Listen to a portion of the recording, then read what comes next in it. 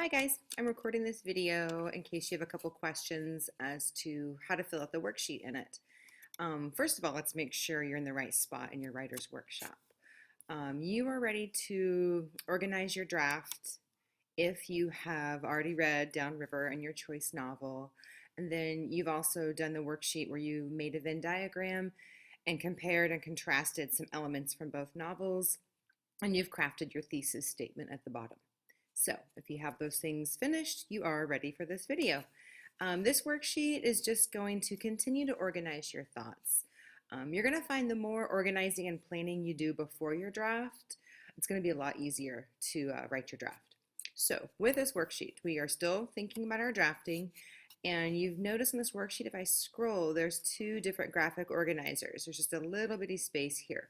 You are not filling out both of them. You are choosing which one you're going to fill out, which way you want to organize your essay. So the top one here is the subject by subject organization. So the way you would fill that one out is, let's say that I am comparing two protagonists from the novels. So my subject A would be my protagonist from Downriver, which is Jessie. And then my subject B, example I always like to use is Harry Potter because I'm kind of an HP fan. So we'll write that in here. So the way my essay would go here is the body of my essay, I would talk all about Jessie first. I would bring up my compelling points that I want to show similarities and differences. And then my rest of my body would be focusing on Harry Potter. So I could fill in some points here. This is where I would have my Venn diagram right next to me. And so I could write in things like maybe a compelling similarity is Jessie lost a parent, and then I would say mother to cancer at the age of 5. Well, Harry Potter also lost a parent, and then in parentheses I would put lost both father and mother to he who must not be named. Let's be real, right?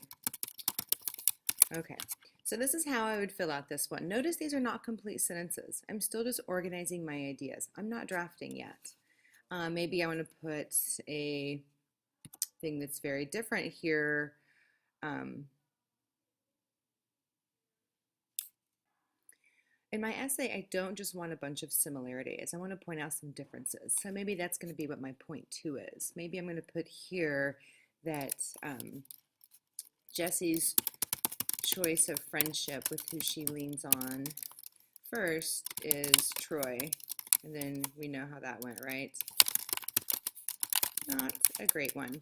And so then my point 2 needs to match that. I'm not going to talk about Harry being magic in point 2 because that really has nothing to do with Jessie's friendship. So down here I would still focus on friendship, and with Harry Potter I would, obviously it's much better, choice of friendship is strong, and then in parentheses Hermione and Ron. So then I would also add a point 3, and that way I can see that I'm ready to go on my essay. I do not even fill this out. However, for the sake of the video, if you're thinking, no, I don't want to talk about just one entire element and then the other, let's see if I can just quickly delete this. So I'm going to get rid of all of that. And maybe instead of focusing on one book at a time, I would like to go back and forth when I'm comparing. So down here, my first point, if you remember from the top, was about the loss of family. So then my first point here could be loss of parent. And then I would mention my subject A is still Jessie, so then I could say Jessie lost mom to cancer at the age of 5. And then my point subject B would be Harry Potter lost both parents as an infant to he who must not be named, although I'm naming him right now. So I would have an entire paragraph comparing those two and their loss of a parent. Then my next paragraph in the body of my essay would move on to the choice in friendship.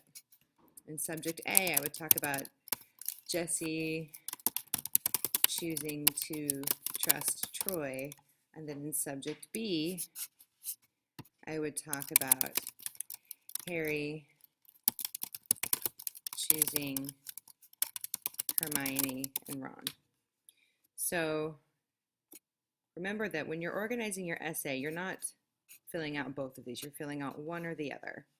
And as always, you need to show me this before you start your draft so that I can check it and make sure that your thoughts are organized and you're ready to go. Hopefully this was helpful. Good luck writing.